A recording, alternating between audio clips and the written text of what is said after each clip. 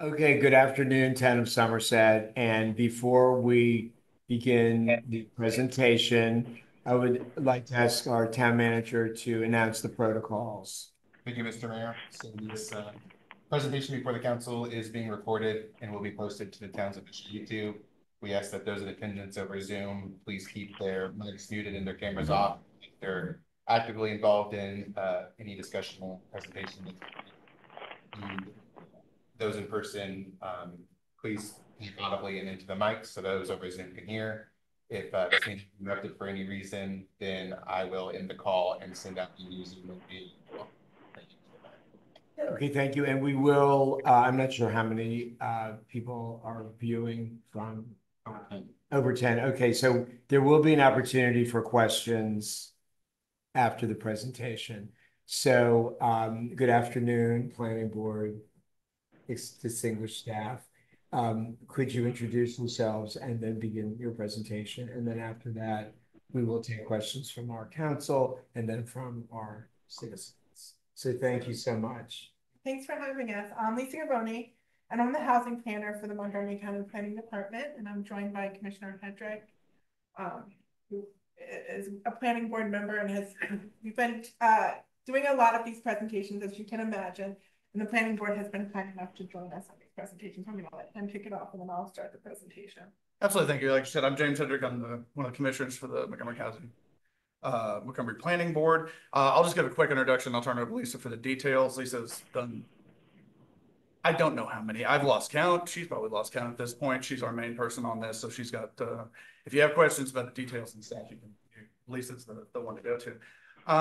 Just a couple of things to sort of kick it off. One, a while back, the county council asked us, the planning board, to put together a set of recommendations for alleviating the housing crisis in the county. What's come out of this is our Attainable Housing Strategies policy that we put out. I'm sure you've taken a look at. Just a couple of things to go over. One, the planning board, it's not really an option not to do anything with the housing crisis that we have. Median housing prices are now approaching $1 million for single family detached houses. Condos and townhouses have gone up over the last 5 years, over 25%, 33% respectively, almost 50% for single family detached homes. We don't really have an option not to do anything. All right, that's one of the reasons they asked us. It hasn't gotten any better since they asked us.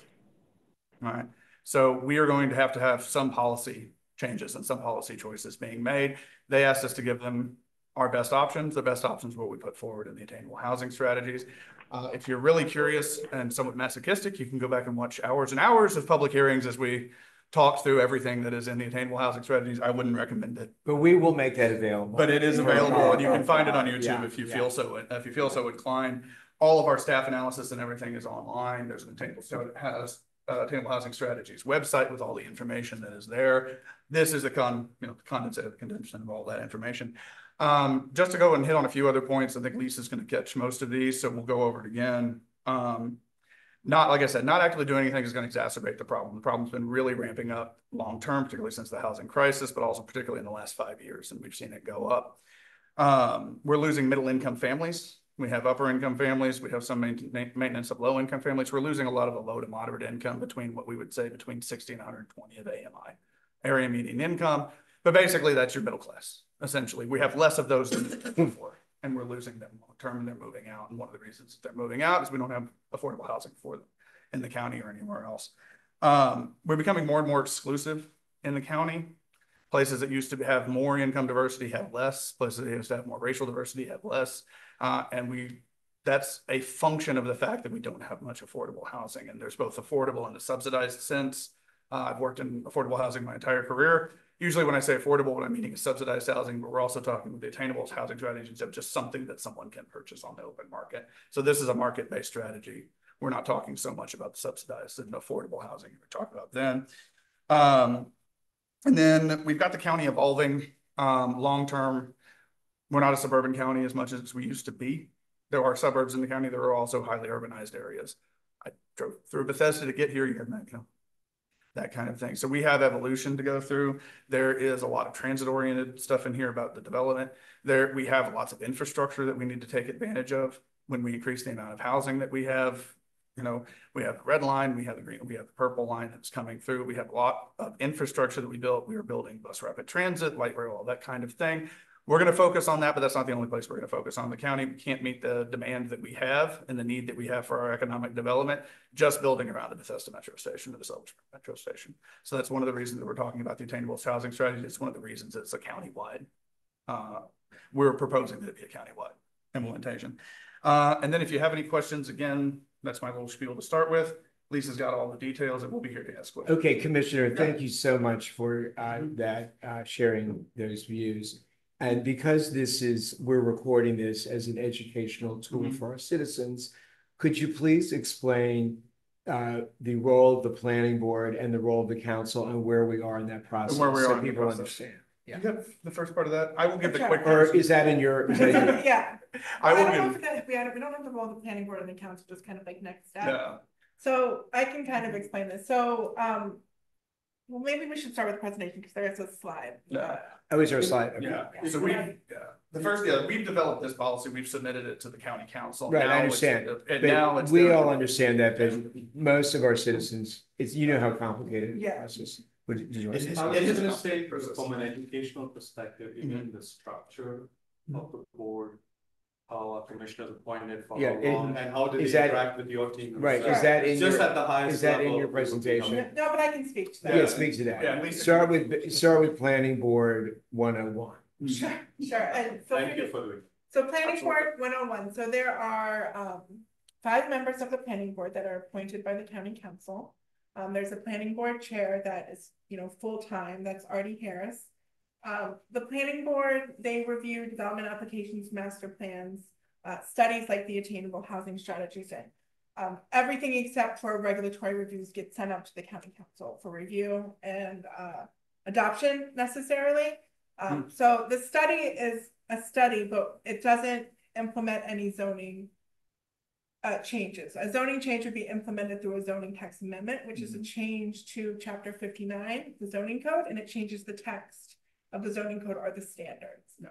So for any of this to be implemented, it would require a ZTA, which we do not have right now. And explain how the process at the county council with the CTAs. Sure. So when a zoning text amendment is introduced, it can be either introduced at the request of the planning board, the county executive, or by council itself.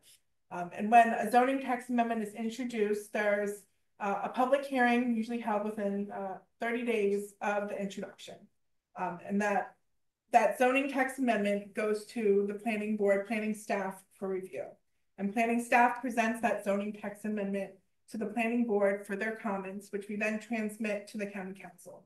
The county council will then hold a public hearing to receive testimony from at the planning board level, but also the community at large. So if this were to result in a zoning text amendment, it would probably, what we're thinking is that planning board, it would be introduced at the request of the planning board. And then there would be 2 public hearings at the planning board level and at the county council level. What's interesting about this, and we'll talk about this at the end, is there is going to be a series of listening sessions on the Attainable Housing Strategies.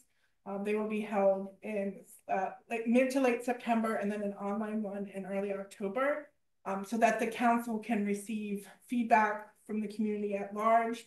As you can imagine, this is very controversial. There's a lot of diversity of thought on opinion, and both the planning board and the county council are very interested in hearing that thought. And right now, where we are in the process is the report has been produced, and we're waiting to see what the county council decides to do. Yes. That's So essentially it. Yeah. we transmitted the report, the study is essentially in June, and there was a briefing to the Planning, Housing and Parks Committee, which is a subcommittee of the county council. And then there were 2 work sessions where we walked through all of the recommendations, the report with the PHP committee. And then now the council has asked for these listening sessions before anything is introduced. So to be clear, so that everyone understands, the county council is not on the verge of passing anything. We're really at the early stages. Yes. And that's why we want to begin to educate our citizens so they can weigh in at all the opportunities that are going to be provided. So thank you so Yeah, much. there'll be plenty of opportunity for both public hearings, both the scheduled, it's on the website, it's the 5 of them. I don't remember them off the top of my head. Then as she said, when there will be a ZTA introduced, I think one way or the other. I don't think that's going to be something that's not, that's really under discussion. There will be some sort of ZTA introduced either by the council or by the planning board directly, probably, as Lisa said, by the planning board, because it's a fairly detailed, it'll be fairly complex. And then that will probably be late fall, early winter, depending on when, and there'll be public hearings for that when it comes. And so we are in the early stages of the process, but we have put together, I think, the recommendations are here that would be turned into a ZTA. Quickly on process, we are at the end of the listening session. Is that right? We haven't started. No, we haven't started. Okay, that's very helpful. They're all through September, and like you said. Excellent. And then as you were mentioning, James, that there could be a ZTA introduced by the planning board. Let's say it could happen as early as November. And then you would say 30 days later will be public hearing. The public hearing, because of recess, would probably not happen until next year. Yeah, Next year. And then after that, any time after that, it could be adopted. Yeah. So they have to go through work sessions first, and given this is a fairly detailed zoning text amendment, the work sessions will take several work sessions. I think about the accessory dwelling unit ZTA, which was not as complicated as this, but still, that took 6 months to work through the council process. So there's lots of time, and at any point you can email your council representative, you can email us, you can call. Yeah, we appreciate yeah. it. This is more for all of us to be right. Of course. On the same You're in page on the early, where we are on timelines. Yeah, I think I'm trying to remember the baseball analogy already used at one point, but we're in the first or second inning. We're not really, we're not really pitching yet. So. And we do want to thank you for having already briefed our staff and one council member. So thank you so much. So I'll jump in. Excuse me, just for, sure. I have to apologize. I have to dash home and I'll return and I'll be as okay. non-disruptive Well, it's as being possible. recorded, so minutes, you won't and I'll miss catch you. anything. Sure. All right. Thank you. I'm gonna jump right in. So this is actually a picture of a triplex right outside downtown Silver Spring. You can tell because there's 3 mailboxes. And then we're going to talk about scales of recommendation, but this is generally what we're talking about for the small scale interior of single family neighborhoods, recommendations, house scale structures that look like single family detached houses but have more than one unit in them. Next slide.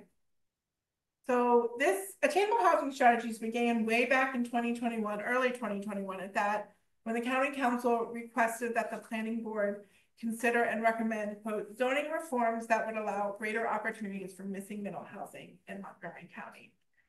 Attainable Housing Strategies is the resulting effort, which the prior planning board and this planning board, they prepared recommendations for the development to allow more diverse types of housing. As you can imagine, 2021 was a long time ago, but we put the initiative on pause a couple of years ago to concentrate on passing our general plan Drive Montgomery 2050. Next slide. So for those of you that know me, know that I love to start with a little bit of data framework for all of my presentations. So new single family homes in Montgomery County are getting larger.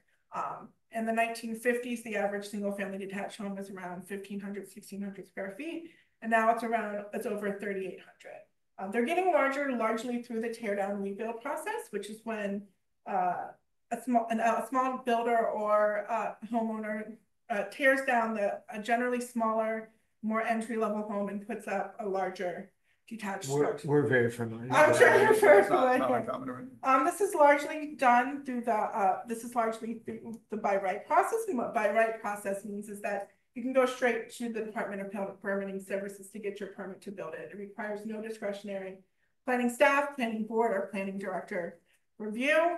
This is compared to the process to build a duplex, or you cannot build a triplex or a quadplex, but a duplex or a townhouse requires going through the optional method of development, which is a type of discretionary review, and it has much more standards, much more review. So it's what we're trying to do is make it comparatively same process as what's used today for the tear down rebuild process.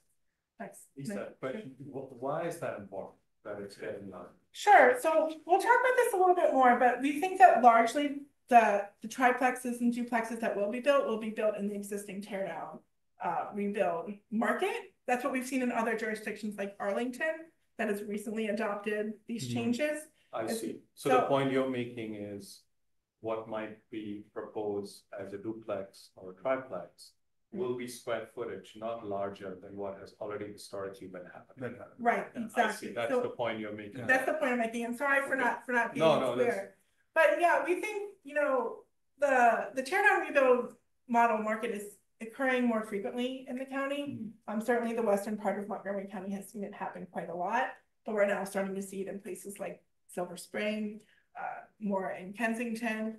So it's becoming more regular in the county, and we'll talk about this slide, but size has a big impact on affordability. So if you think about it, a single family detached home, a new one that sells for $3 million, yes, they might be $1.5 million duplexes, but those are generally more affordable and more attainable than that new detached home. So in 2023, the average attached home in Montgomery County sold for $970,000. It's been over $1 million in 2024 year to date, and the median sold price is a little bit over $800,000. This is compared to attached structures, which, you know, townhouses, which sold for around $440,000. So this is just showing, you can see the size ranges, the types of housing and the ranges for this sold price. The blue is the detached home. You can see that most occur over $600,000 compared to attached, which is, you know, less than that, and condos, which we aren't really talking about here, but in terms of the traditional condos, but, you know, generally more affordable than the new detached home. Next slide. Oh, sorry. So our terms have evolved. As you might recall from the first slide, the county council asked us to requested missing middle housing recommendations or reforms. And we're now using this broader umbrella term called attainable housing. So what's the difference? So Opticos Design coined the term missing middle housing to describe a range of house scale multi-unit structures that duplexes, triplex, and quadplex generally. And we're talking about those types of housing too, but we're also encompassing a broader range of housing, including townhouses, small apartment buildings, and stacked flats. And we also are focusing a lot on home ownership here. We think that this is one way that we can kind of help create more opportunities for home ownership in the county. And we're adding that focus of various households' incomes being able to afford and attain housing that's suitable for them. Next slide. So I'm just going to jump right into the recommendations. So the recommendations for attainable housing generally refer to our 4 zones in the county, and every lot in Montgomery County has a zone that dictates what you can build on that lot. So in R40, R60, R90, and R200 zone, generally the primary thing that you can build right now is a detached home, and that's generally it. There's other things that you can build through conditional use and special exemption, but the general intent of the zone is to build a single family detached home. In Somerset, you can see that in the bottom left is all R60. Next slide. So there's 3 scales of recommendations for attainable housing strategies. There's that small scale, which we refer to the house scale multi-unit structures that are built by right, that again, going straight to DPS to get your permit with pattern book conformance. And we'll talk about the pattern book, what that means in a few slides. The medium scale, we're talking about a new optional method of development, which I mentioned earlier, requires discretionary planning board, planning staff, or planning director review. And we're talking about that along our growth corridor. So for your, for Town of Somerset, that includes River Road inside the Beltway and Connecticut Avenue. And then for large scale, we're talking about going through our master plans right now. We're working on the University Boulevard Corridor Master Plan, for example, where we'll examine parcel by parcel potential zoning changes. Or we would, sure. Just to clarify, very helpful. Sure. Somerset, would we be impacted potentially in the small scale category, or would we be impacted in all of these categories? Because we are, you know, our boundary streets are Wisconsin and River, which I think at least River, as you just mentioned, is Wisconsin is one too. Sorry. Wisconsin is one too. Okay, so given that both of those are growth corridors, and that we are in R60, will we be impacted by all three strategies? So you would mostly be impacted by the small and medium scale now. If there's ever a River Road or Wisconsin 355 master plan, then you would be impacted by that. That's not on the work program, it's not being proposed. So right now we're focusing on the small scale and the medium scale. So I have a couple of maps that I'll show you, but the small scale would be generally every single family detached lot in Somerset could be impacted. They could potentially be able to build a duplex, triplex, or quadplex. And then those parcels that are 500 feet within Wisconsin and River Road would be able to build medium scale, which would include townhouses, small apartment buildings, and stack flats. And that's on the table today. That's on the table. Yes, we'll go through each of these. So then to clarify, then Somerset would be impacted by at least two of these categories. So we would be impacted. I want to be clear because our residents are listening. Sure. That we would be impacted by small scale and medium scale on this chart. Yes. If the recommendations throughout the thing were adopted as is, yes. Yeah. Medium scale, to be clear, is still an optional method review. It goes through the planning board. There's the public hearings. It's a long-term situation. Small scale to house scale is the by right. And so James, when earlier you were saying that the planning board could introduce a ZTA, would that ZTA include both of these strategies? That depends on what comes out of the public hearings at this point. So if the county council directs us to produce a small scale only ZTA, we'll produce a small scale only ZTA. If they ask for a ZTA that include separate ones, one that includes small, one includes medium, one includes large, we'll produce that. If they want a large overall package, we'll produce that piece as well. So it depends on what comes out of the public hearing, honestly. And we don't know what we're going to be asked to do yet. That's still up in the air. So, So let's let them do the presentation, then you can ask as many questions as you want. sure. The next slide. So first I'm going to walk through the small scale recommendations. Like I said, these generally refer to house scale buildings that duplexes, triplexes, and quadplexes. They're 2 to 2.5 stories tall. It's similar to a detached home. We're recommending them to be in the R40, R60, and R90 zone. Duplexes and triplexes everywhere. And in the R200 zone, which is not applicable here, but the duplexes everywhere and triplexes in the priority housing district, which we'll talk about next. How they would be implemented on a lot, they would be by right with checking for conformance with that pattern book, which we'll discuss in those few slides. The development standards, they're not changing, so they would be the same as they exist today for a detached house. No changes to height, setbacks, or lot coverage, but we are recommending some reduction in parking. And again, it would be implemented through that zoning text amendment, which would modify the use standards to allow these types of housing. Next slide. And so the previous slide mentioned the priority housing district, and that refers to areas that are a straight line 1 mile buffer from Metro Rail's red line, purple line, marked rail stations, and 500 feet from a growth corridor.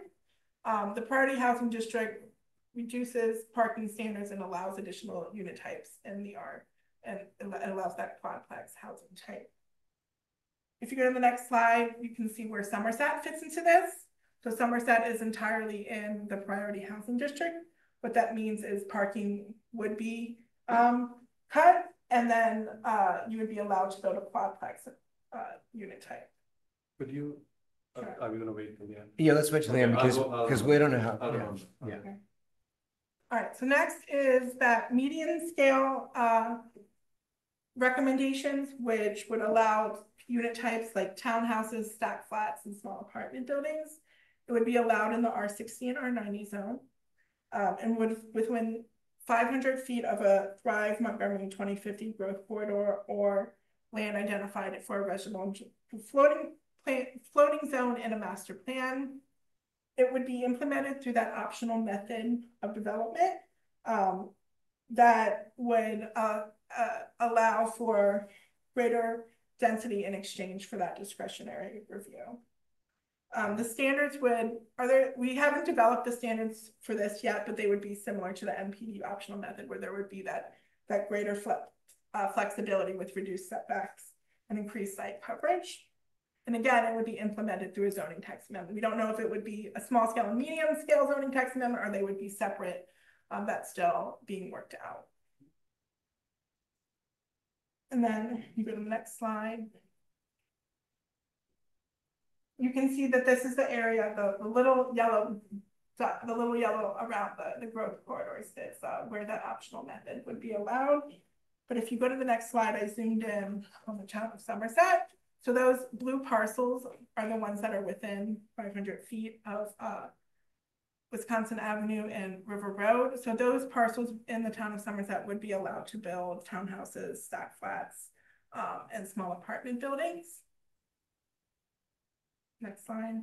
And then finally, in terms of recommendations, we have the large scale, and that would include, you know, a similar stack flats, townhouses, and apartment buildings that are a little bit larger that would be allowed in medium scale in terms of height. They would be along our growth corridors, similar to the medium scale optional method, but also around centers of activity. That would require discretionary review, preliminary plan and site plan review, which was basically levels of review that the planning board reviews each step before approval.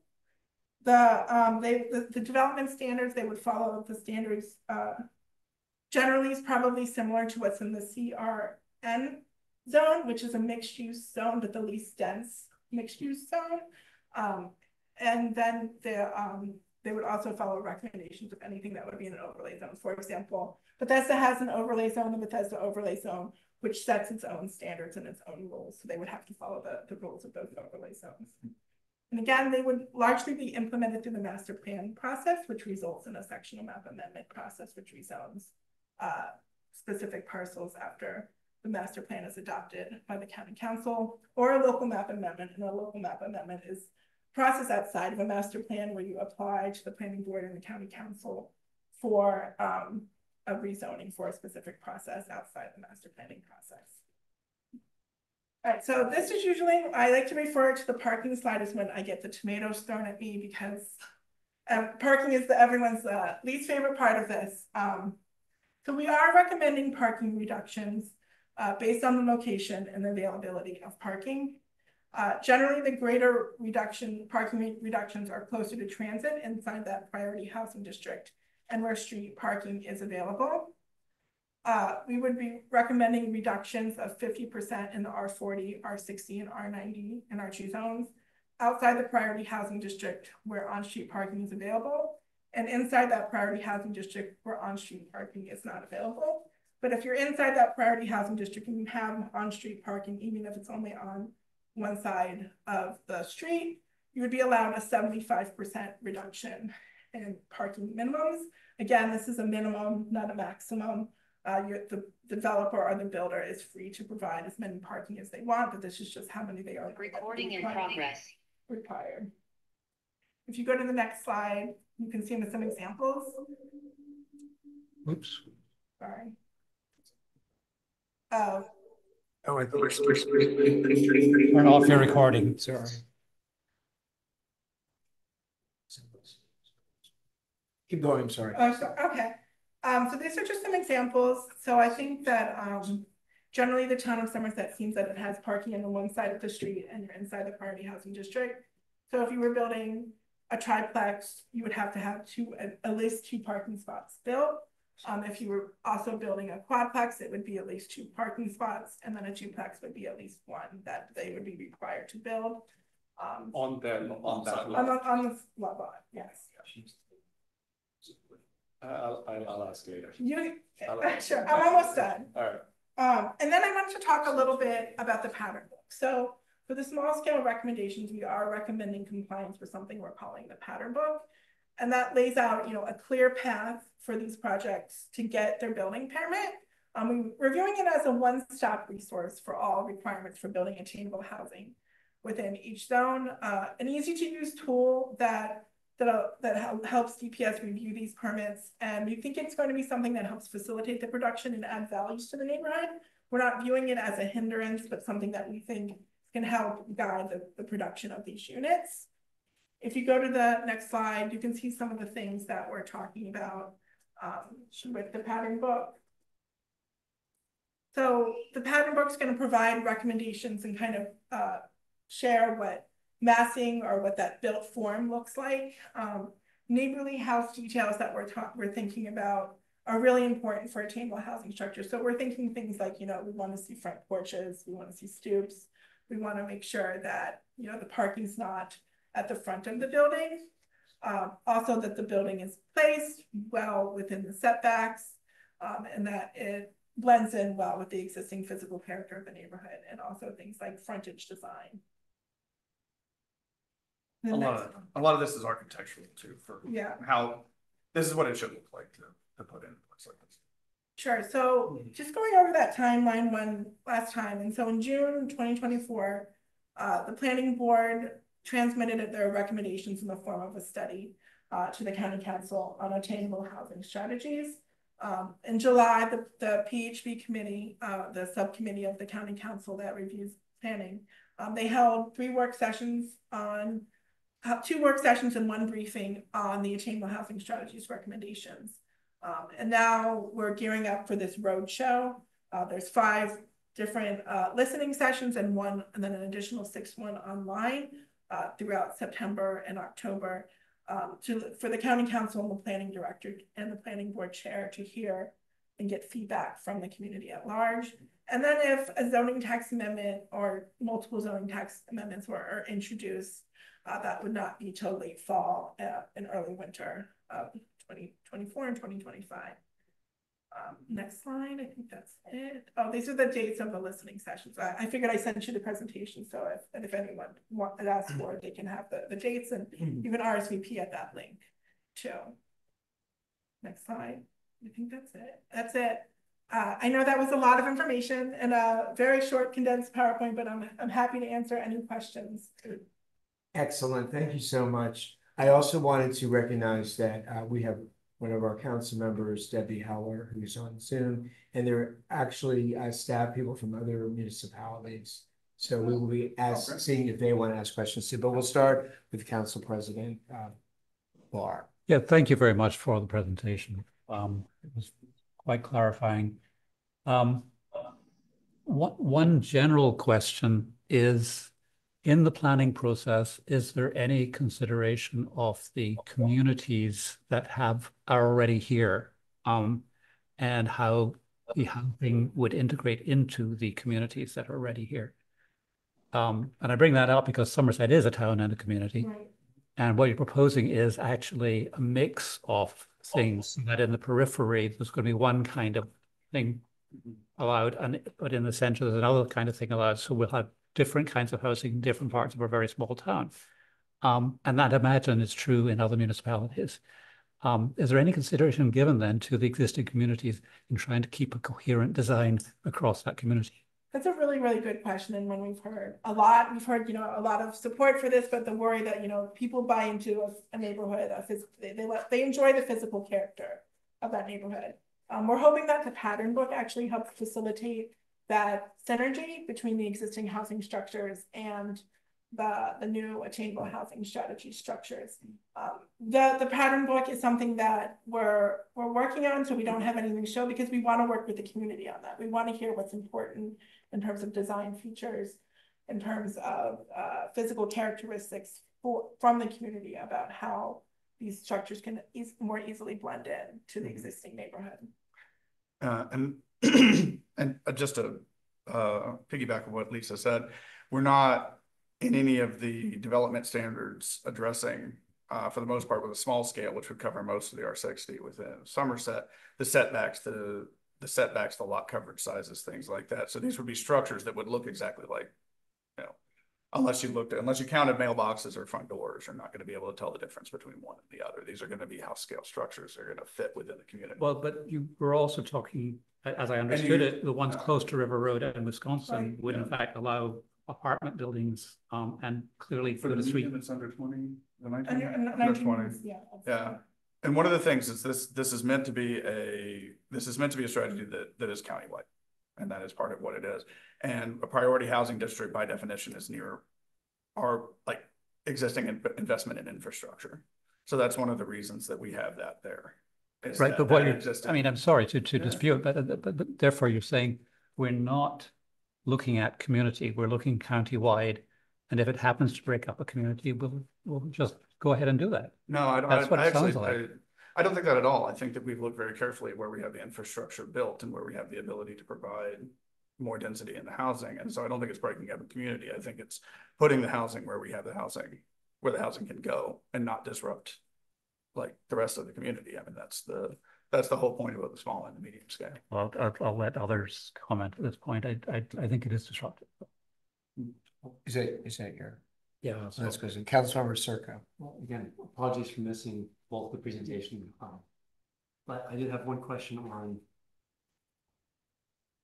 the, I guess, the code and implementation of the code in the town of Somerset. As I was going to, our community, we have certain values and issues. One of them has been stormwater. So we have developed special codes to manage stormwater.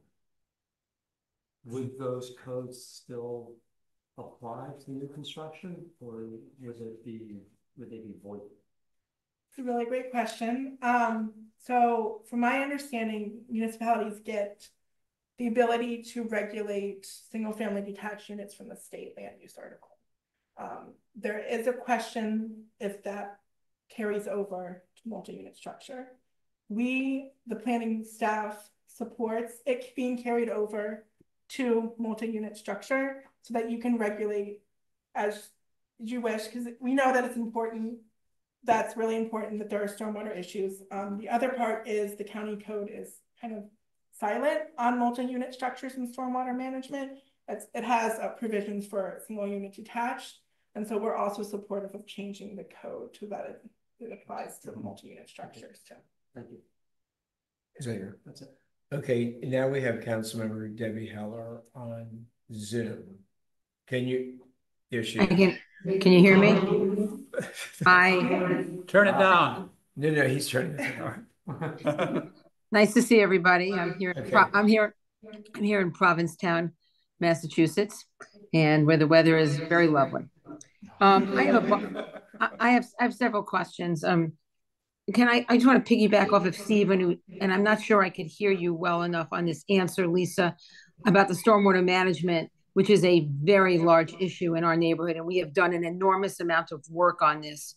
And my guess is when I looked at your pictures of the houses, the massing, is that a quadplex or triplex, whatever plex, it's gonna really mass, and that could be detrimental to the houses next door, down the block, up the block, depending how it goes.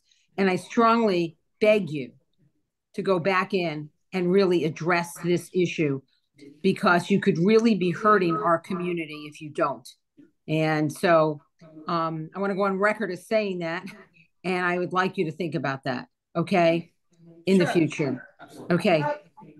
One thing I want to add is, so these are zoning modifications. There are other parts of the code that need to be addressed and conduct in conjunction with this. That includes environmental stormwater, that includes subdivision, which is another chapter of county code. Those are recommendations in the report, but we strongly agree with you that those other things do need to be addressed in conjunction with this. Okay, I have a few more questions. Adding on to that, am I understanding this correctly, that if you build, one of these plexes, the multi-houses, whatever, and you do it with a pattern book, that you don't have to get any of Somerset's permits, just the county? The existing processes should remain. So if you have to get a permit to build a tear down, then you would have to get a permit for this too. But would we be allowed to enforce our standards as they are now with a multiplex? That is up for debate, given that power is given to you by the state land use article. I know that the town of Chevy Chase is working a lot on this issue with state representatives. Yes, we're supporting all those changes on it. So, and planning staff also supports those changes also to make sure that is carried over. That's Okay. very important. That's very important to support. Okay, another question is, you talked about so much. The reason for this is so we can get more attainable housing for everybody in the county. That sounds great. So I'm wondering, because I looked at one of your charts, it might have been page 3. Excuse me if I don't have that right. where you had all the different prices of housing, what it was, what it is now. But it can't be a one size fits all in terms of what a multiplex apartment might cost, whether it be up in Olney or Silver Spring. I don't know how far you're going, but to Bethesda and Chevy Chase. So do you have numbers? Do you have an idea of what you project an apartment in the town of Somerset might cost if it was, let's say, a triplex? Assuming that all three apartments would be very similar in terms of size. Maybe they wouldn't be, I don't know. But I just wonder as you look at prices and what you call attainable, what is attainable for this town of Somerset? I guess that's the question I'm looking for. That's a really great question. So I don't have specific numbers. Other jurisdictions have done this work. Arlington, for example, that we can provide examples of that. But you're right, the attainability in Somerset looks something very different than attainability in Wheaton and Olney and Silver Spring. Certainly, it's going to be more expensive to build in Somerset, and the market prices that are, these prices will be dictated by the market, will be more expensive, but they will be more attainable than those new tear down, rebuild, detached homes that are being built today with more regularity. I understand that, but here's my concern. My concern is that I believe the goal of your planning commission is to create attainable housing for more people. And I think if you come into our neighborhood, it might not be so attainable. So that's my concern here. And I would love for you guys to go back and address this and really think about, as you lay out your neighborhoods, what is attainable for those neighborhoods? Because are they really attainable? Okay, jumping to my next question is, and I know it's a big one, is the parking. I have been begging. I begged, Andrew Friedson. I begged at another one of these meetings. How can you, even in good conscience, put out this plan without parking studies to see what it's going to do to our communities? And I'm not just talking about Somerset, because I'm involved with in the group with a lot of different communities, and they're all worried about the same thing.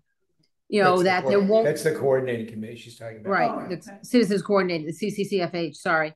And everybody's concerned about the same thing, that where are we going to park our cars? Especially when I took a look at the chart, where you don't have to have, maybe you need one space or two space, depending on the size. I'm really concerned. And I think it is, and one of the things I heard was, don't worry, we'll be back in to study this after 2 years of how, when the density begins to happen. 2 years is too late. Now is the time to hire, a parking group, let them go through all the communities. Because I'm representing all the communities when I say this, to go into all the communities at hand where you really are talking about reducing parking, and make sure it works. Because you're really going to you're really making it difficult. And it's not right. It's just not right if you haven't thought this piece through. So I'm going to say it again. I beg you to do the right thing. And before you really put out your ZTAs, figure it out. Let us know what it's really going to do. So we as we in the communities can then say, okay, this is great. It's not going to be terrible, or this is going to be terrible. So if you would figure that out first, that I think would be the right and prudent thing to do as you proceed.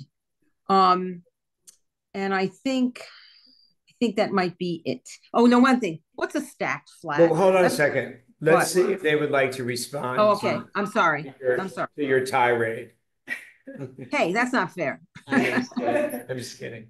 We've heard the parking concern from a lot. It's valid. It's fair. That's a fair concern that we've had. We did decide to push the parking more than I think anything else in this initiative. I think, it's hard to understand what would happen with the parking because we don't know how many are going to be built. I look at the accessory dwelling unit ordinance where we do have reduced parking for those units too. And before the law changed in 2019, we were getting about 20 to 30 a year. Now we're getting like 60. So it's not a ton of them.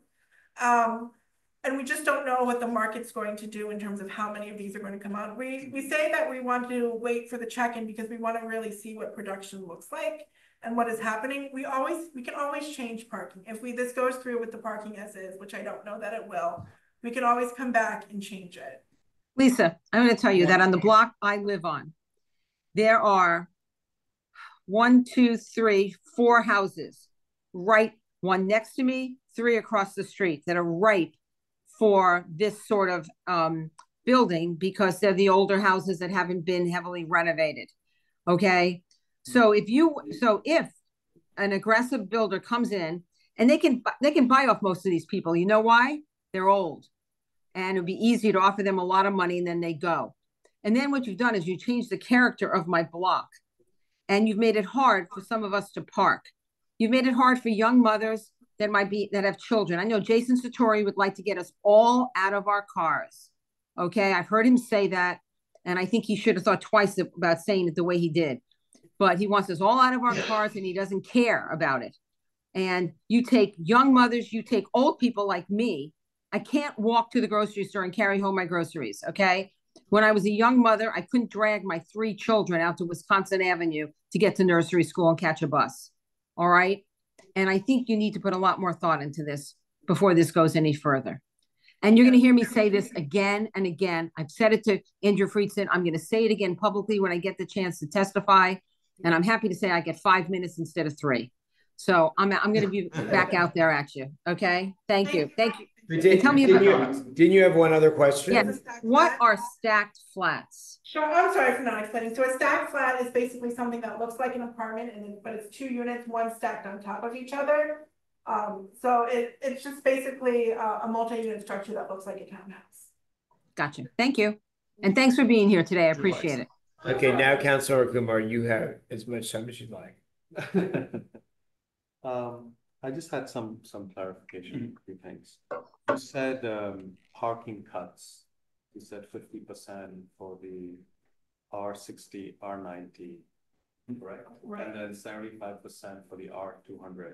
75% for the R60 and R90. Okay. Within a public, Within a party house. Right. What does a cut mean exactly? From the existing parking From the requirements. existing code. From the existing code. Oh, so we're as not, in, we're as not, in you're requiring. Usually it's 2 units per dwelling unit, and so 2 spots per unit. 2 spots per unit. So it would be either 50% or 75% cut, but we round up. Yeah. I see. So no parking is actually being removed. It's being removed from what's the existing requirements of any lot. Okay, that's helpful because the phrasing is confusing. Yeah, Yes, I realized that's that. helpful. We're a lot of planners. Yeah. Yeah, sorry.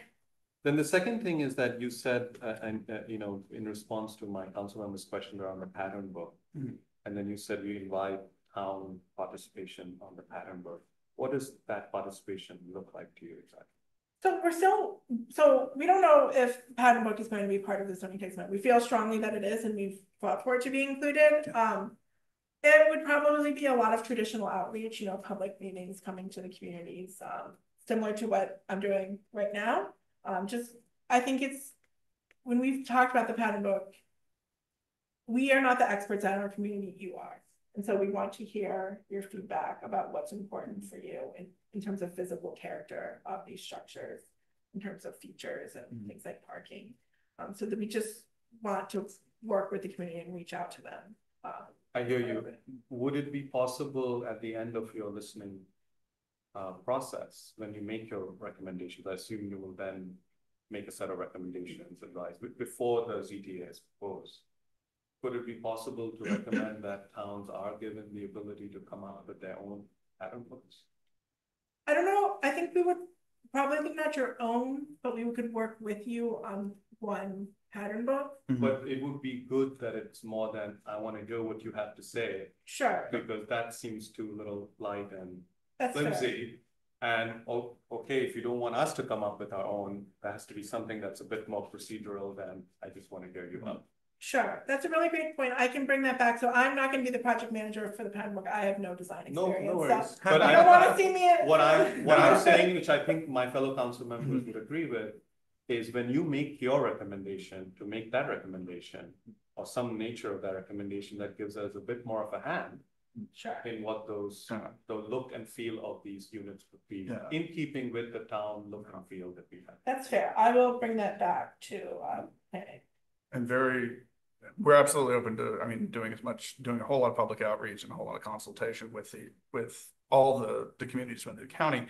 But but not to put too fine a point on it, the planning board has more capacity than every municipality within Montgomery County put together an You'll be actual planning stunned at book, and how we're, motivated we are. yeah, and I don't think that you're gonna have a lot of interest in delaying the implementation of anything that's adopted by waiting for pattern books from Chevy Chase 7.5 and all the rest of them.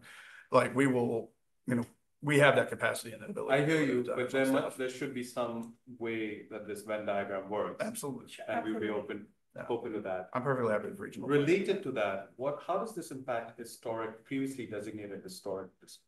Sure. So Rebecca Ballo did want to be here today, and unfortunately she couldn't.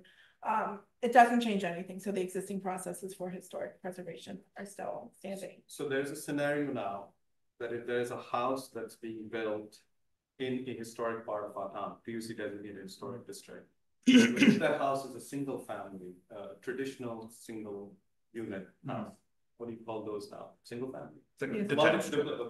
So they're all single anyway. And that would get the historic district approval, commission approval. They would come to approval from our council. But if that house is being designated as a duplex, they would not come to us as per the current rules that exist, but still go to the historic district. So we're hoping that they do still come to you. I think I hear you. I'm going to come back to that. But as it stands now, I'm actually like not 100% sure about if they would not come to you, but they would go through HBC. They would go. Okay, so so nothing changes on that, and you think that all of this is consistent, that there would be a potential duplex that could still have the look and feel and pass the historic commission? Yes. Okay.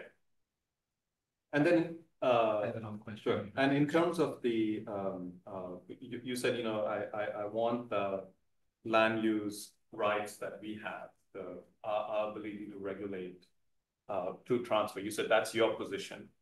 That's planning staff. I mean, we haven't took it to the planning board, so I don't know their position, but I know the planning director. No, that's awesome. As long as it's not more restrictive. Well, you are the one on the listening board. So, right. So now that's another request I have, is that would you then make that your formal recommendation when you make your recommendation to the planning? Will it be formalized somewhere? You said this is our staff's position. Right. Will it be formalized as a recommendation to the planning board? I'm not sure that we actually have a role in it, but if we did, we could. But maybe our request as part of this Sure. listening tour is that you do make it a formal recommendation coming out of the planning. That's fine. Yes, if we have a role in it, I'd be more than happy to make that. Your role request. is to make the recommendation. Yeah, to make the And request of the coming out of the listening tour, that if you agree with it philosophically, I think you're saying conceptually that sounds reasonable to me. It does. And we are saying we agree, obviously, because we wouldn't want multiple layered processes. Yeah. Could that be part of your recommendation? I think that would be great. Okay. You wanted to say something? And this is, I think, something that's come out, as long as the recommendations are not to be more restrictive than the base of it. Like, I would personally not support something that says no duplexes in Somerset in the 60 zone. That's not something I would support. What is what my colleagues were saying? Yeah. Around stormwater management. Those kind of things I have no Quality and problem. challenges of our town. Yeah, those things I have no We problem. don't say with. no duplexes. Yeah. Right. And I what I will make clear This on is not a backdoor way to get. No, exactly. Right. That there is a history of that, not only in Montgomery enough. County, but Yeah. nationwide, of that being exactly what that is. And I will make clear that on stormwater, we have much better stormwater requirements than we did when most of this, and my community and every other community was built in the county. I live in a neighborhood called Twin Brook, which no longer has Twin Brooks because we buried them. And not great stormwater management. And so we do have better parts of that. And this is, really like these factors we don't have a problem with. It's the massing and the density issues that are a primary concern, because that's the thing that's really what we're going after. I think our code is very consistent philosophically with where you're going. That's why I'm making this. If you guys have specific stormwater, we talked to, I'm trying to remember where we specifically talked about different stormwater requirements in different areas because of like the water tables and where they happen. Absolutely no problem with any of that at all. Then the last thing is that, picking up with what Councilmember Barr was saying, and my earlier question about that we are effectively, our town is subjected to actually all of those categories. And so the one question I have is just for educational purposes, is that unusual for our town? Or are there other towns that are in a similar situation where they could potentially be subjected to multiple categories? it's not unusual for a lot of the down county towns. Yeah. I've gone to, I think, Town of Chevy Chase Section 3, 5. I see, so the So, down county. a lot of the Yeah. municipalities down county, even like outside of municipalities, places like East Bethesda are also subject to all. Those priority housing districts which surround our major transportation sites. If you look at the down county, they overlap because there's multiple of those transportation hubs within the down county that overlap on. So that part of it's not uncommon. Now, Okay. just to be clear, so for the small and the medium would be just an added optional development option. So you'd have more on particular properties, not a by right. The small would be the by right for the thing, and then the large would absolutely go through the master No, plan. I hear you. Yeah. But you know, to Councilmember Barr's observation, Mhm. we would look at this. All of it is our town. Yeah, Right. absolutely. So we look at the whole nature and character of our town. So, but I appreciate what you're saying. It's not every unit. Yeah, I yeah. mean, if they pass the ZTA, you know, the duplexes you could have a duplex. That's a thing that would be a by right and it would go through the standard process. Something like the large scale would have to go through an entire master planning. So that's years of planning and additional engagement and looking at specifically sort of, you know, the growth corridors. You know, we're doing university now that, you know, we don't have anything on the work session much for down county, quite honestly. Now, given your own interest Mhm. to wait and see on certain things like parking, Mhm. I appreciate from a planning perspective, you cannot model everything. I get that. So you want to understand as things go on. Given your interest in taking a phased learning approach, is there any wisdom in deliberately phasing the different categories on a town like this so that it's not all happening within the same time period, within the same time zone? Do you understand what I'm saying? Yeah. I think for one thing, we've gotten a lot of information. This is not an uncommon process. It's been gone through other cities and the country over the last several years. Something like this, we can sort of, you know, for one, modeling each individual block. It's just a process that's very, very difficult. The other thing is that an R60 lot has approximately slightly more than 2 parking places of frontage on it to begin with. That's No, I'm not talking and about parking in that's particular. yeah, If I may, yeah, just to be specific, what I'm Mhm. saying is that the small scale, Mhm. so there's a ZTA introduced Mhm. on small scale that Somerset is subjected to given where we sit as you described. But that is a reality for 5 years. Mhm. In the next 5-year period, a ZTA is introduced for medium scale. Mhm. So it is a deliberate phased process. So our town can deal with the transformative nature of this in a phased way, and you can learn what the impact is from a planning perspective. Is there a way to actually deliberately phase this out? Sure, I think that that's on the table, to be honest. I think, like I said, we don't know what the council's going to ask us to put in the zoning text amendment. They may very well ask us to wait on the medium scale. But you can make recommendations. Well, so I've already made my recommendation. What is your recommendation? So we set up a study. So my recommendation, or the planning staff's recommendation, was that they occur at the same time, and then the planning board sent that up to the council. Now it's in the council's hands to change those So recommendations. then my question to you is, do you Mhm. see the wisdom of phasing? Or do you see it differently, and why do you see it differently? I can answer this because that's more of a policy. First, you're more than welcome to go to the county council and recommend that. And that's the stage that we're at. If you think that a phased approach is better, you should recommend that to I the would county recommend council. lots of things to the council. Yeah. I'm talking to you guys right now. No, we put Yeah, forth, you tell me what you think. the Yeah. Attainable Housing Strategies is our recommendation. I do not think that phasing it is a good idea. Personally, Please tell us why. the demand and the crisis in housing in this county is so bad that it needs to happen now. I don't believe that phasing it in is a good idea. But in your view, as to Robin's point, there are people living here. Yeah.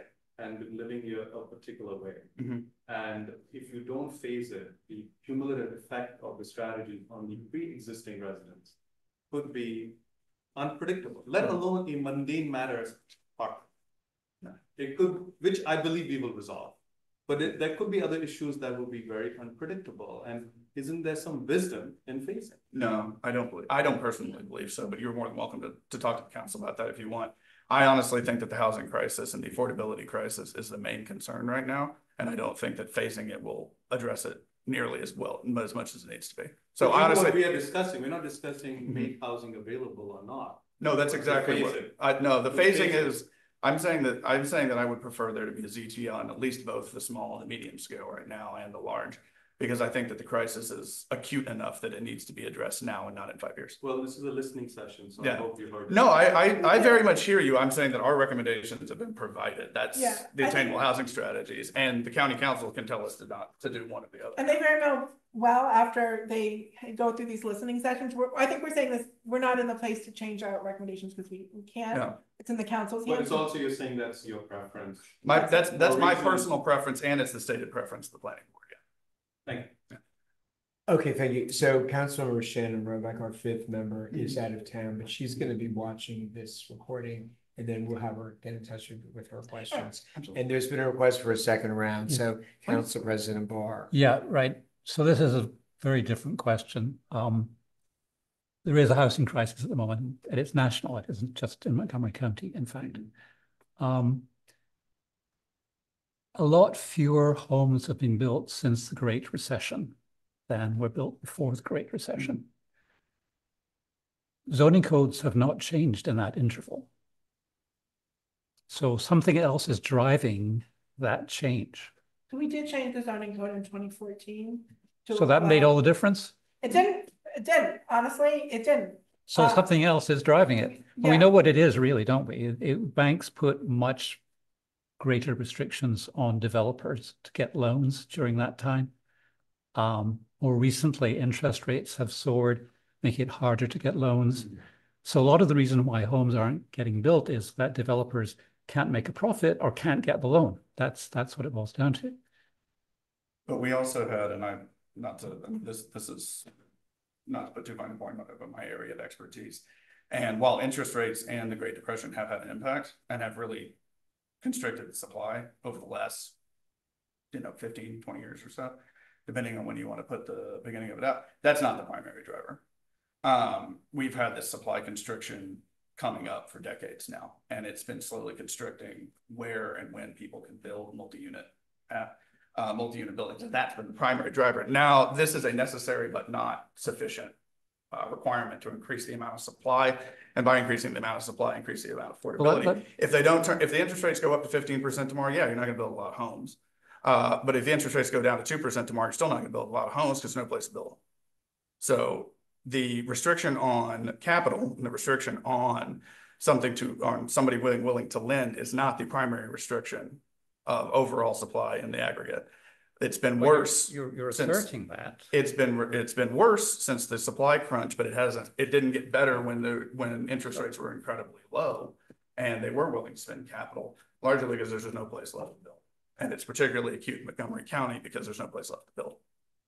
And that's the long and short of it. That's why we took a bunch of experts like Lisa and other people, asked them to give us our best recommendations on how to address the affordability crisis. And that's what we came. One piece of how to do it is the attainable housing crisis, is the attainable housing strategies. Well, you're saying then that the restrictions the bank have put on loans is not really affecting developers in our county. No, I'm saying that that's not the primary driver of the restriction of supply that is causing the restriction of affordability, because we have, since the housing crisis, had situations in which interest rates have been sub 2%, and we currently have situations now where interest rates are high sixes, low sevens, depending on what you're. When interest rates were 2%, still it was difficult to get loans for developers. Yeah, and that had very little to do with the restrictions and had everything to do with there's no place to build. So we've hollowed out the situation in which you have either very, very large scale development, which is what we put in our CRT zones in Montgomery County, or single family development, which we don't have any space for anymore. Okay, well, let me turn the question to what's a builder going to do in our town? And at the moment, they don't really have any incentive to build anything other than a single family home. And they don't have the legal ability. Yeah, I know, but is that going to change even with the legal ability? You reckon it is? I reckon it would be. We have seen with ADUs, threefold increase, but then the actual numbers are fairly low. You can see places like Seattle, which do it with a fair amount of restrictions, and you don't get a lot. You see places like Minneapolis that do. You see places like Austin that get a significant decrease because of the things that they implemented. So it depends on what you're. Well, Minneapolis changed their code and nothing happened. Minneapolis changed their code and nothing happened. Their rents and their prices remain flat while cities around them have continued to rise. And so if That's not a full victory, but it is a victory. Or you could take a look at Austin, where you have rents decreasing over the last couple of years, largely because of increases in supply. Take a look at Austin. I mean, Austin's the example in which this is has been, you know, they took a lot of lessons more learned. space than we do, of course. Yeah, they have a lot of space. That's one of the reasons why the Attainable Housing Strategies is focused on the 85% of our land that is developable that is in an R60, R90, or 200 zones. Not counting the ag reserve, and we'll not get into that part of it. But yeah, they actually don't have all that much green space to build in. But what they did and how they did that was by targeting areas that were already internal for infill development. Okay. Okay, Councilor, do you have any more questions? No question, just a brief comment. Thank you for taking the time. This is obviously a contentious issue. It's a very important issue, and I just like to share my personal perspective. I'm a volunteer at Glen Echo Fire Department, and I've been surprised at the number of professional firefighters who choose to, for whatever reason, move from Baltimore County, various areas of rural Maryland, one even commutes from the Philadelphia area because it's not affordable here in Montgomery County. Yeah, single family homes are affordable to families over 200,000, give or take, if you're looking at the median. Townhomes, which they're considerably less than our single family, the combined family income for not being a housing burden, I think, is 170, I think. If you're looking at folks like firefighters, teachers, retail employees, things like that, a two-family income can't afford anything in Montgomery County. That's why we're losing, and you know, we've had it set before us at the Planning Commission. If you look at, we're losing population in that middle and moderate income population. They're leaving, and one of the reasons they're leaving is they can't buy anything here, and they can in Frederick, and that damages both our communities, our environment, and if we need to talk about stormwater, we have considerable issues with paving places in Frederick rather than building a duplex here. So something to think about as we go through it. Okay, I think Councilmember Heller has you said you had another question. I do. I actually have two things. One of the things that I've thought about during all of this, because I realize that this is a very important issue, and we have to provide more housing. But have you thought about instead of just outright allowing it, doing a per capita, you know, so many houses per block, you know, in terms of multiplexes. So it can't be the situation like on my block where there could be 4 or 5 of them that I'm looking at, but to go around the neighborhoods affected and say, okay, every block can have 2 or 3. I wonder if that wouldn't make it more palatable. And I wonder if I realize your recommendations are in, and now it's, you know, it would have to be, I would have to make that recommendation, but I'm wondering, had you done any thinking along that line? We did. So Arlington County actually has a cap on how many that can be built there. And previously, before the ADU ordinance changed in 2019, there was a per capita block that you couldn't be within 300 or 500 feet, depending on your zone, of another ADU. That was taken away because we really weren't seeing the production of that many ADUs where it mattered. If the council tells us to put in, you know, a per capita cap, then we will do that. But like you know, our recommendations are in, and we did not recommend a cap, although we did talk about it. Yeah, we were asked to put in our recommendations for increasing housing production and affecting affordability, and this is what we came up with. I personally, and this is just me speaking for myself, would not support anything like a per capita cap on it. I don't, for a variety of reasons, not the least of which being several legal ones, which is their production capacity and any friction and complexity that you put between somebody looking at their house and going, I want to do X or I want to do Y. And people aren't planners. And if you make them go through Chapter 59, subsection 3, section B, and read that in detail, looking at that table, it won't happen. And so personally, I personally myself would not support something like that if it came before us, and wouldn't recommend it. Okay, I just wondered what kind of prior thinking might have gone to this, because it is something I've given some thought to. Yeah. The last question is, you know, you say there's no place to build in this county. And I am wondering if there aren't places to build in this county. And as I drive further out into the suburbs in Montgomery County, there's plenty of land. There's probably no infrastructure like buses or trains or anything to get people in. But I wonder, as a planning, board, have you not looked into that? Is there really no place to build in this county? And the problem is we just don't have the infrastructure? So we've done a lot of analysis about this issue because, a lot of Montgomery County is built out. We did analysis a couple of years ago that basically said there's about 15% of our land left for redevelopment or development. We did residential capacity analysis based on, a set of criteria that we evaluated each parcel against. This is not uncommon. A lot of mature suburban counties, us, Arlington, Fairfax, are having the same issue. There's always redevelopment, but redevelopment's a lot more expensive and a lot harder than greenfield development, which is just when you're, redeveloping on a farm. A lot of where we are seeing a lot of development up county in places like Clarksburg and Germantown. So we are seeing development up there, but like you said, the infrastructure isn't there like it is. I mean, do you want to talk about Geico at all? I mean, because that is a large area that is ready for development. That is Geico. Oh, yeah. But there are problems. So there are absolutely parcels within the county that are ripe for redevelopment. We've identified several of them. Most of them have somebody that's interested in a redevelopment if it's a large enough campus. But even something like the Geico needs units to make it work. It needs a high number of units, but even a high number of units on one single parcel doesn't accomplish the goal that we're looking for, which is housing supply. We need to find more parcels. Yes. But Robin, I'm not talking about Geico. We all know what's going on at Geico. But I'm talking about, you just drive up River Road. Just keep going. And the huge homes. Why not rezone those guys? And some developer will come in and buy and housing after housing and then run some buses. Well, that's why we are going to bring in developers into our conversation. And they need to be asked that question. Yeah, and we included the R200 zones, and we included not only 60, 40, and 90, but the 200. Most of those are 200 zones. They're subject to the same thing. There are some mostly up county and some very close to Potomac that are RE1 and 2 that are not included for annoying technical reasons. But if you're talking about most of the large lots, they're all included. This is an everybody and anybody situation. This is part of the reason that we think it's so important. And the other thing too is if you want to talk to the council about the ag reserve, knock yourself out. That's a whole conversation. The elephant in the room in our county is the ag reserve, because there's a lot of people that think that is an outdated philosophy, and that the real ag reserve for Montgomery County is Frederick County.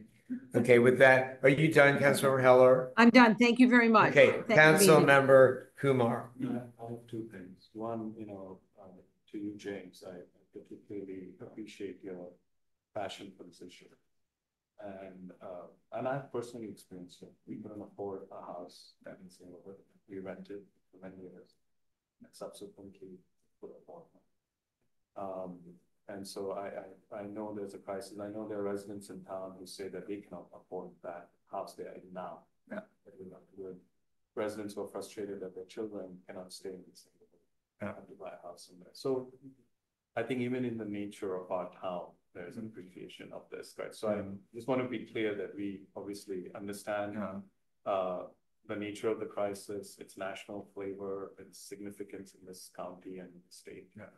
And I just want to be clear on that. I appreciate that too. And I thank you for not calling it an obsession on my part. No, there are healthy and unhealthy obsessions. There to be a reasonably healthy one. Yeah. No, I've been working on these for my entire career. And this is what I've seen for about I've been doing this for about 20 years now in different levels at HUD and then at the local level and everywhere in between. And there is this problem. And my wife and I moved and bought our home about 10 years ago. So our daughter is 10, so it would have been 10 and change. About 10 years ago, and I couldn't afford my house now. I wouldn't be able to afford it if I bought it now for what they're selling in my neighborhood. And my neighborhood is in the $5 to $550 range, depending on little Cape Cons. And that's a real issue. And that has not only been something that's been a long-term, decades-long increase, it has been a real sharp increase over particularly the last 5 years. So even pre-COVID, we were seeing this increase and it's only gotten worse. You'd think that the COVID spike would have reduced demand, and instead we still see these same escalations. And a lot of that just has to do with there's just no none of that entry-level housing exists anymore. A lot of Montgomery County used to be that. That's what it was. We'd build, that would be entry-level housing. We would take the next green field and we would build, and that would be entry-level housing. We don't have that anymore. We have some developments in Damascus. We've got some developments in Clarksburg. They're not keeping up with the demand, and for the county, they're not keeping up with the demand for our economic development. We just don't have it, and those people are going out. They may still be coming back in, or they may be taking their jobs, and they may be taking their talents, and they may be taking what they want to do, their entrepreneurship, and they may be putting it somewhere else. And if we see sort of writ large people that are investing in housing to bring people to stay in the communities and stay in the counties that they have, be it Arlington, be it Minneapolis, be it Seattle, be it Austin, wherever around the country. North Carolina is doing a really good job of it around the Duke, Raleigh, what do they call it, the triplet, whatever that is, that research triangle that they have down there. We're seeing their economic development and their ability to sort of maintain, while ours has tended to stagnate. And so one of the things that we're looking that sort of underlies this, and this coming not only from us, but also from the council, they're the ones that asked us to do this, is why do we have all of these things, have all of this investment, have all of these schools, have Montgomery College and everything, and why is our economy stagnating and others that are similar growing? And one of the reasons is that they're bringing the people in to stay. And that's one of the issues we have. And it's just a million different, thousands of different thoughts exactly like that. Can my kids stay? My kid just graduated college. Can they move back home? Well, they can't find any place that now they're in Raleigh, North Carolina, or they're moving to Baltimore. And that's one of the things we're trying to affect. This is a long-term issue. It's a long-term crisis. I appreciate all that. And the reason I bring it up, and that's why I was suggesting the phased approach is, it's sort of the art of the possible, how to thread the needle, and not as a political ploy. No. And knowing that I there's a understand crisis and there are pre-existing communities, how does one achieve the outcomes one wants in a manner that's potentially not polarized? No. That's all. I just offer that you do with that as you see fit. That I'm completely willing to so understand. you hear that out. And then the second thing is, I just want to reiterate the two requests, which is on the pattern book and the role of communities as we discussed, not necessarily it's completely on us or completely on the planning board, but could there be some process around that? And then the recommendation that our ability to regulate bills as we do now transfers. Not as a backdoor way to undermine duplexes, but as a way for us to continue enforcing our code, which we spent a fair bit of time developing. Yeah, that absolutely. And I think part of that's as much a factor of practicality is that the code just wasn't designed to accommodate this type of building. Your voice on these matters, I think will help us. That would be perfect. I'm perfectly happy to support you. Okay, now let's see if any of our citizens have a question, and then we will take questions from our neighbors. I think Mr. Chair, Rohit Khanna, do you want to yes, put on your screen, show us, put on your video? I can do that. Thank you. Yeah, thank you very much for taking the time to be with us today. And I think this was a very helpful session. I won't repeat some of the questions and concerns that our town council members have raised, but maybe talk about a couple of other things. One is the concern I think that many of us have in the community is that certainly attainable housing is an important policy objective. And I certainly hear your passion about the fact that it has constrained economic development. It's a problem that is getting only worse and needs to be addressed full force. But I think addressing attainable housing divorced from infrastructure needs for greater density is, I think, a recipe for poor planning. And what I don't really see, or I don't hear at all, is as we increase density in Montgomery County, as we have more residents, what is the thinking regarding roads, water, sewage, schools, parks, recreation? I think to just simply say, let's build the houses and everything else will take care of itself in due course, I think is not well-managed transition. So just in the spirit of what Council Member Kumar was saying, that, you know, maybe phasing, maybe a politically adroit way of doing things, for me, I'm, you know, that's fine. I'm more concerned about very practical elements of having a managed transition to more density.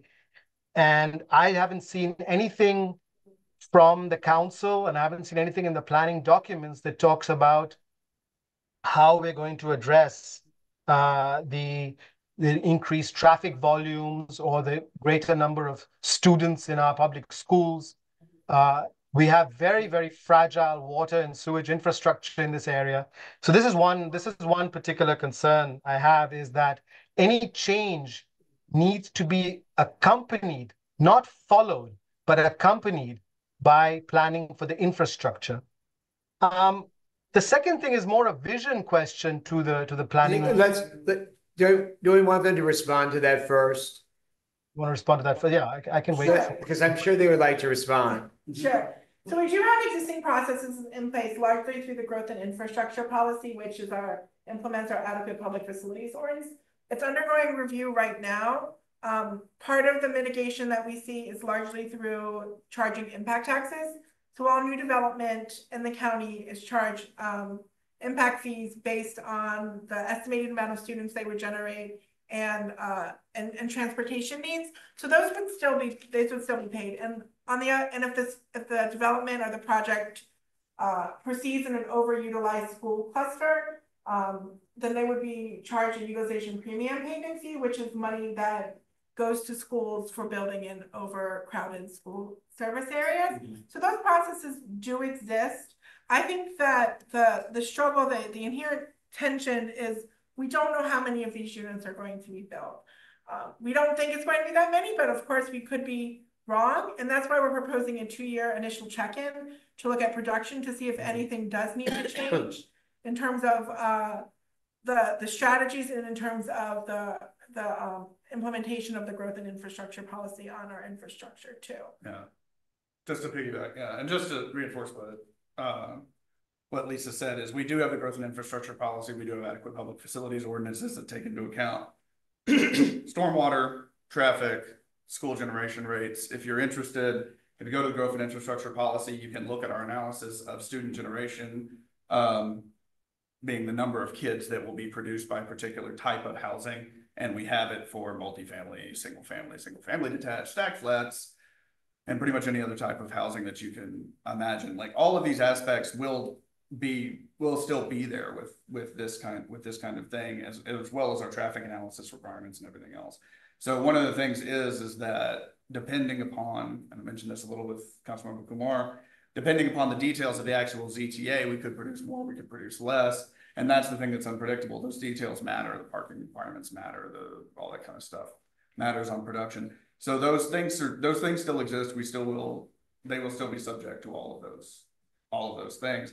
We're saying a 2-year check-in or a check-in afterwards to make sure that our prediction for what we think will come out is accurate. And if it's not, we'll make a change. Sorry to clarify, so you have a projection already, or you don't have a projection? We have projections on different type. With the APFO, with the adequate public facilities requirements, we have projections on the student generation rate, the average student generation rates on different types of housing. So if we have a duplex, we're pretty sure we know how many students that produces. We're pretty sure we know what a 20-unit apartment complex produces, a number of students, that kind of thing. We have that information. We have it from the county, and we have it countywide. What I'm saying is, depending upon what the final ZTA that they ask us to write, the actual changes to Chapter 59, we could end up with more, we could end up with less.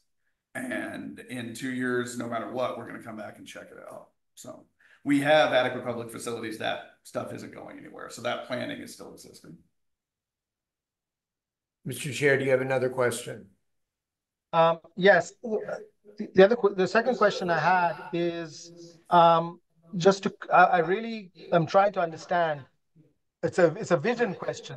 Is it your vision in the planning board and the planning department that Montgomery County would no longer have any single family home neighborhoods. The whole of Montgomery County would be zoned to have allow multifamily dwellings by right. Is that the vision for the county?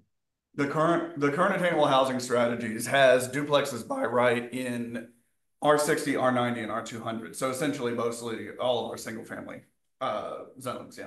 Except for the estate zones, which are Estate, there's estate zones that are single family zones too, but a lot of them don't have water and sewer, so that we are not recommending changes to those zones. But most of the predominant single family zone is R60. Yeah. So yes. So that brings the question is, so what you're basically saying is that people who want to live in detached single-family home neighborhoods should look elsewhere. Montgomery County is not going to be the future for that. No, I wouldn't say that at all. No. But that's what you just said.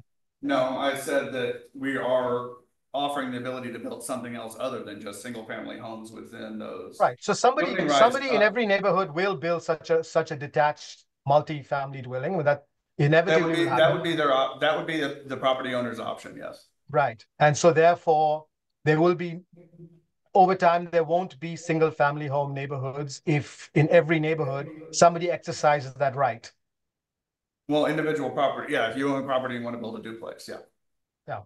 So, I mean, has this been thought through that in fact, because, I mean, don't you think that as people's incomes and families grow, they probably want to live in detached single family homes, not in duplexes and stacked flats? I don't think that's the vision of every person. I'm sure there's certainly people that aspire to a single family detached home, but I think a lot of people are just aspiring to home ownership, period. I know that's what their first home, but when their incomes grow and their families grow, don't you think they want to live in single family detached homes eventually? I don't know how many people in this. If I may, I don't think it's. Yeah. And if I may, I don't think that's the vision at all. And I don't think you're ever going to have a Montgomery County that's probably not predominantly single family homes within most of its neighborhoods, if only because you're going to have supply and demand on that, and it's going to increase the prices exponentially for the homes themselves, probably. But no, I mean, if they want single family homes, there will still be a turnover market and an extensive one, I imagine. And so if you want to pay, and buy a single family home, I think they'll be available for you. What we're working on right now is offering something for in the middle between our large scale apartment complexes in downtown Bethesda and single family homes everywhere else. Yeah, I'm just not convinced that you have the data or any track, there's any analysis that demonstrates one way or the other. I'm just extremely concerned that as a county, we are basically not really thinking about how communities will develop. And I think we're making assumptions about things that are not based on data. And I want to just reiterate the point that Council Member Barr has made. I think the idea of having duplexes in neighborhoods like Somerset is perfectly understandable and I think should be welcomed. I think the idea that 3-4 story apartments or whatever that middle scale is should also become part of our communities, I think is entirely unacceptable. And to say again that, oh, well, there's a housing crisis and this should be the overriding policy objective of the county is plain wrong. There are other sort of priorities in our county. Housing is not the only one. And so to have a single focused public policy that does not look at the impacts and alternative approaches, I think is just plain wrong. And I think, you're right. You've made your recommendation and now it goes into the council process. And as residents, we will have to make our voices heard. But I'm very disappointed to hear that our taxpayer money has been spent on producing a recommendation that is not in the best interest of the county as a whole. I think there are many good recommendations you have, and I welcome those. But I don't think that to say that attainable housing at all costs, which is frankly what this document is the right way to go. So as I said, I really welcome what's been recommended, but not not at an all cost, housing at all cost approach. Okay, well, thank you for that, and the county Thank you. council will be relishing to hear your views, and we totally respect them. Did you have any more questions? No, nothing further at this time. Thank you very much. Thank you. Did any other of our citizens? And does anyone else in our audience have a question? We're happy to take any questions. Okay, if not, first I want to say thank you so much for taking time from your day. I know you have another career, and your expertise is so impressive, and it has given us so much information. We want to arm our council and our citizens with our information so they can make intelligent comments when the county council makes their final decisions. And I'm sure we'll be calling on you again for more personal appearances. And thank you so very much. Thanks for having me. Yeah, happy to be here. And my email and phone number is in the PowerPoint, so if anyone. We will make sure that everyone has that, and thank you so much.